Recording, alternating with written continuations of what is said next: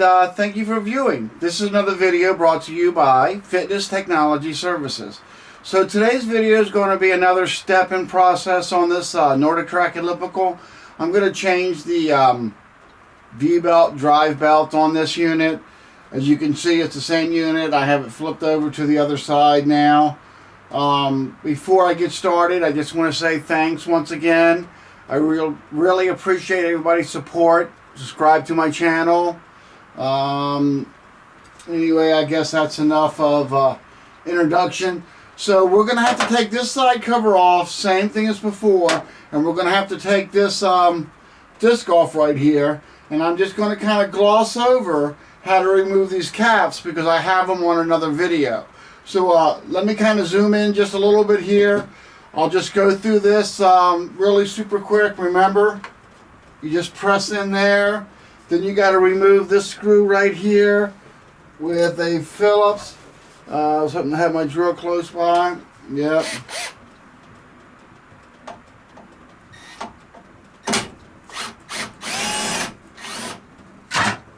I figure you don't need to see this part zoomed in. You saw it just a minute ago on the other video. Then you got to remove this, and you've got to take this off, and these will have to be dropped.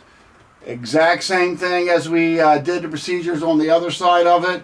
So I don't think I'm going to waste your time too much, and I'm just going over the exact same thing. What we're trying to get to is down inside of here. This is where the flywheel is.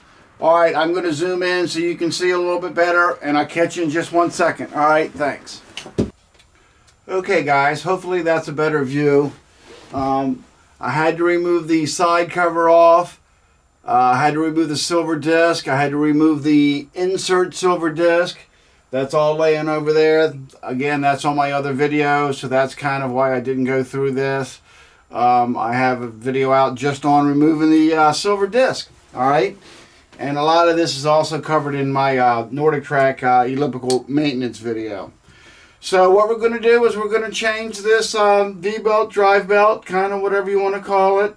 We're going to need to loosen up these two nuts on your flywheel so you can pull it back a little bit to get the belt inside of there. We're going to have to adjust this idler. So I think it's probably a 14. I think that was a 9/16. Alright. Should have got my head straight on the tools ahead of time, but I didn't. So the first thing we're going to need to do is we're going to need to adjust this idler right here. Take a little pressure off of it. So this is a 10 millimeter. So I'm trying to do this without getting in your way. I'm not going to remove it. Just going to loosen it. Alright. So that will give it less tension on it. So now we got to actually adjust. That's not it. I'll just use an adjustable. One size fits all.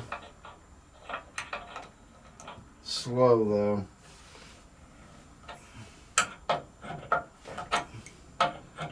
So we're just going to take less pressure.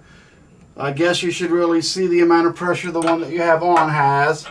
It's typically about a 45, 50 degree angle. It starts to get a little hard to twist. Alright, so now this is now hand turnable. So I'm just going to loosen enough to where I can move this a little bit. This one's going to need to come a little more. Alright, this, do I need to loosen this to move that bracket? Let's see.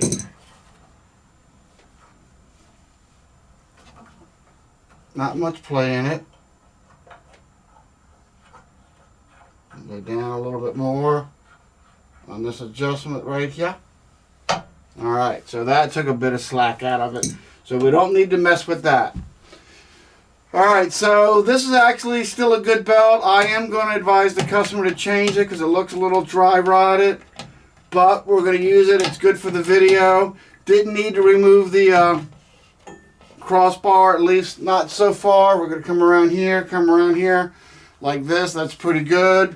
Remember that the belt rides on top of the idler roller. So that's all we're going to have to do for that. That really wasn't as bad as I thought.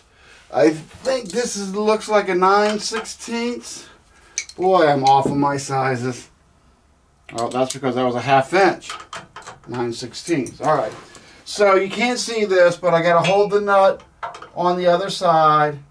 You can see the nut on the other side on my other videos, but you don't really need to. And if you're strong enough, there we go. You're going to break that free. Then we got to break the other one free.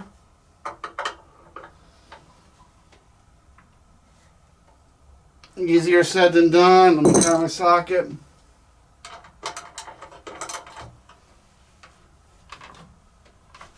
Yep, need to put the socket on it. I guess a little extra leverage. Don't know what to say about that. It is what it is. Alright, so now we're down to just our flywheel and just our V-belt. So we're going to take this out just enough to get the V-belt out because we don't want to mess with taking the cable and all that stuff out. So we're just going to lift it up just a little bit like so. Put it right back down there, let it sit. Pretend that we're getting a new belt. Put our pretend new belt on. So we're just going to lift it up for another second. Tuck that bad boy right there. Then we're just going to let it slide right back where it wanted to go. Okay. That looks pretty good. Lightly tighten it. You don't really have an adjustment here. This just goes all the way back down into that bracket. So sorry about that, a little dusty.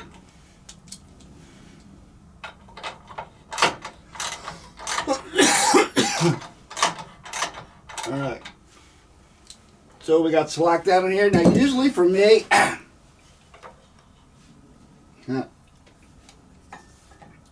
is I like to go from bottom up.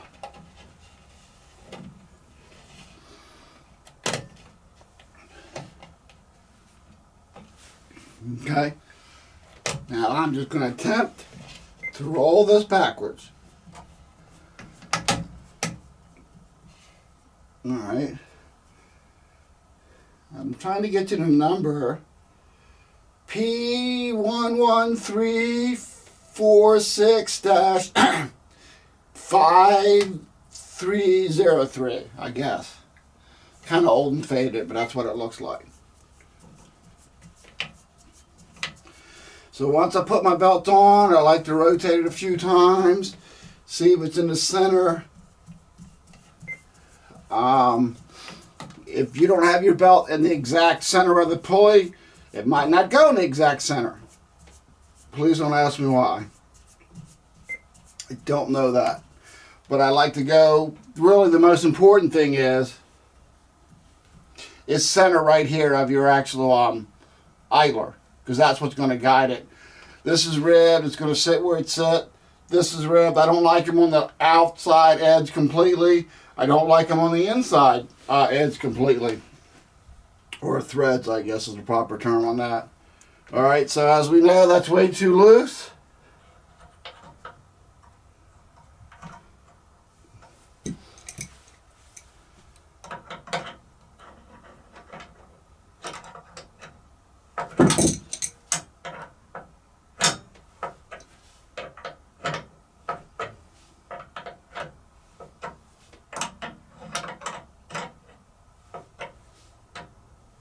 Hopefully I'm not in your way.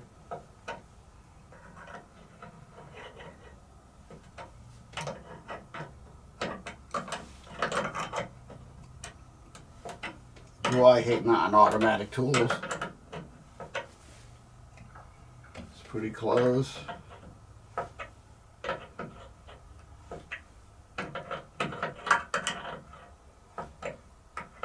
So unfortunately, this is not an exact science. You just got to go by feel. That's about halfway. Alright, I'm going to feel pretty comfortable with that. I'd hate to have to take it back apart, but I feel pretty good about that. So let's lock this thing up.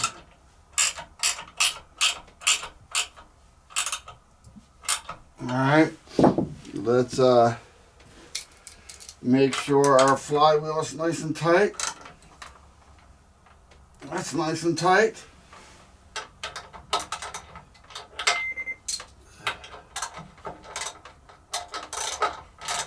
This side's a little loose. And sometimes when you go to tighten these, the center of this turns. And the reason what you're seeing me do is I'm physically holding the inside of this flywheel just so it doesn't pull on the cable and cause me more work. And you don't want to be caused more work too. So one more round. See if it looks like it is walking off.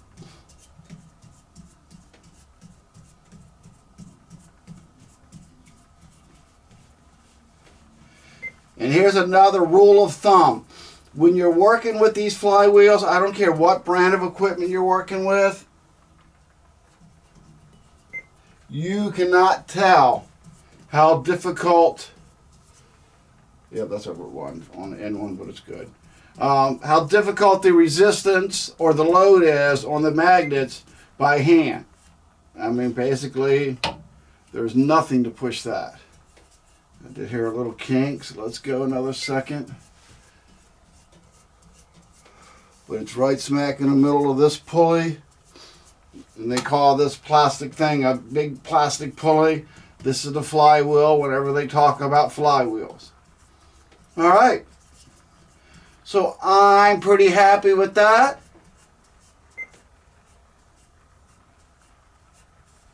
It was pretty smooth. I don't like to get greasy, so I don't want to touch that in. That's pretty good. Alright, so I'm going to get out your way. I guess that's it for this video. So this video is installing the drive belt. Thank you so much for viewing. I'll be getting another video out to you shortly. I'm going to replace this flywheel next. You've kind of seen the procedures, but I'm going to try and fix the cable down inside here. But anyway, you don't want to hear me. I'll see you on the next video. Thanks so much for viewing, and I really appreciate if you could subscribe to my channel. All right, thank you.